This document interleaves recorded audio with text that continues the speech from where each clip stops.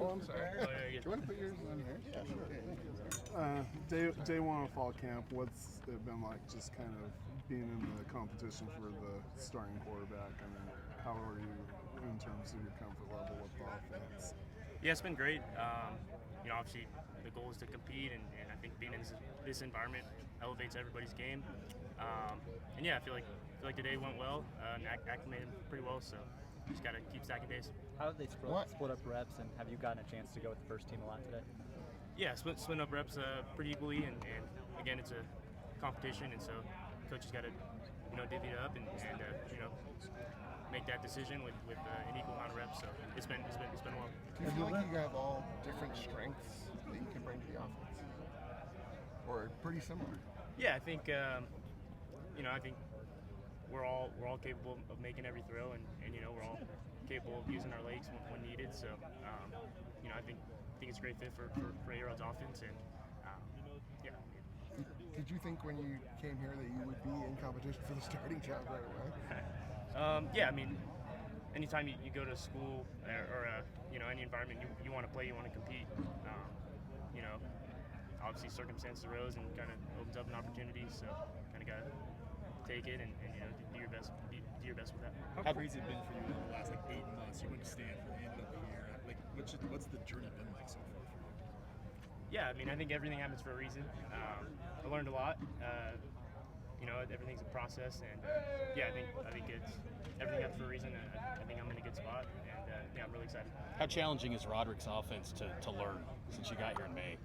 Yeah, I was fortunate to be at Stanford and got to experience college football and obviously learn from a great offensive mind, and so coming over to Coach A-Rod's, obviously there's a lot of complexity in a lot of offenses, and so getting acclimated to the terminology, but you find ways to kind of simplify the game and simplify the playbook, and kind of just play free when you're out there. Are there specific ways where the offense fits your individual strengths as a quarterback? Yeah, I think one of the things Coach Mitchell and Coach A-Rod advocate for is playing free and playing to your strength in your game, and that's off-platform throws and making plays. If it's third and whatever, having the capability to use your legs to go get that first down. So I think it's a great scheme, and I think that's why we won a great amount of games last year. Since you arrived, what have you done to form relationships with the key personnel in this offense to win that locker room over? Yeah, well, we got a big ping pong kind of deal going in the locker room, and then we call it the Fun House. It's actually a house probably like a mile away. We go over and play Catan all the time. So just forming relationships that way. It's been fun. What's the story behind wearing number 47? Yeah, me and my dad joke around. I used to play running back when I was younger, or when I started playing football. And then when I made the transition to quarterback, I just kept the number. I continued to play actually middle linebacker up until 8th grade. So I don't know, I like the number, and kind of brings you back to like your primitive nature, I guess, when you're playing. So it's cool. So let's get this one out of the way early. Why are you named after an animal? It's I can ramble a little. It's a long story. So Tiger's real name is James Florian Bachmeier, and so James, he's the fourth. Tiger's the fourth.